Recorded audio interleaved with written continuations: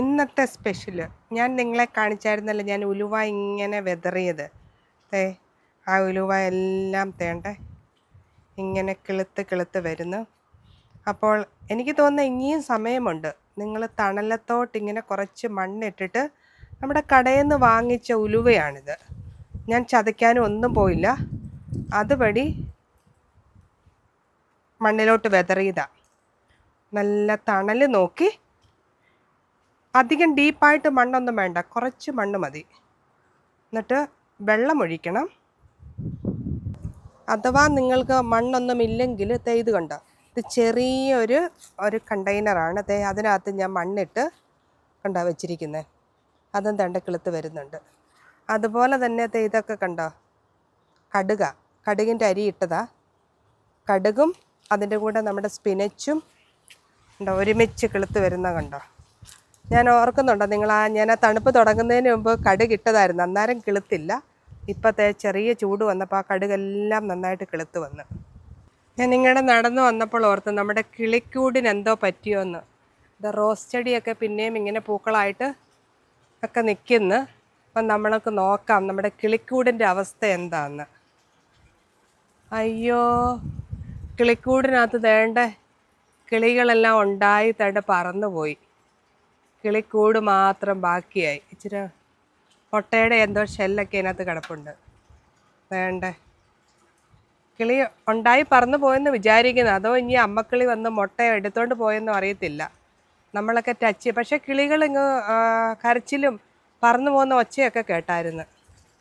Anyway, ഇനി അടുത്ത ഒരു കിളി കൂട് വന്നുണ്ടാക്കും എന്നുള്ള പ്രതീക്ഷയിൽ നമ്മുടെ റോസച്ചെടി ഇങ്ങനെ നിൽക്കുവാണ്. ഇതെന്താണെന്നറിയാമോ?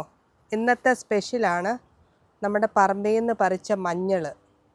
ആക്ച്വലി ഇത് തണുപ്പിന് മുമ്പ് പറിക്കേണ്ടതായിരുന്നു. എല്ലാ വർഷവും ഇതാണ് സംഭവം. ഇവിടെ മഞ്ഞൾ വെക്കും, നമ്മൾ സമയത്ത് പറിക്കത്തില്ല. എന്നിട്ട് ചിലപ്പം തണുപ്പ് വരുമ്പോൾ ഇത് ചീഞ്ഞ് പോകുന്നു. പക്ഷേ ഈ പ്രാവശ്യം എന്തോ ഒന്നും ചീഞ്ഞില്ല. മഞ്ഞൾ പറിച്ചു. ഇനിയും നമ്മൾക്ക് പല ചുവട് ഉണ്ട് മഞ്ഞൾ. ഇത് മറ്റൊരു മഞ്ഞളാണ്. എല്ലാം ഉണങ്ങി നിൽക്കുവാണ് കണ്ടോ. ഇത് ഒത്തിരി ഡീപ്പായിട്ട്. ഇനി ഇത് പറിക്കുമ്പം ഞാൻ കാണിക്കാം. ഇതിൻ്റെ മൂട്ടിൽ മഞ്ഞളുണ്ടെന്ന് വിചാരിക്കുന്നു. ഇന്ന് സമയമില്ല. ഇങ്ങനെ 1-2 ചുവടുകളുണ്ട്, നോക്കണം ചീഞ്ഞോ അതോ ഉണ്ടോയെന്ന് നോക്കട്ടെ. അപ്പോൾ പറിക്കുമ്പം കാണിക്കാം. ഈ മഞ്ഞൾ നമ്മൾ അരിഞ്ഞോ വെയിലത്ത് വെച്ച് ഉണക്കുവോ ഒന്നും വേണ്ട.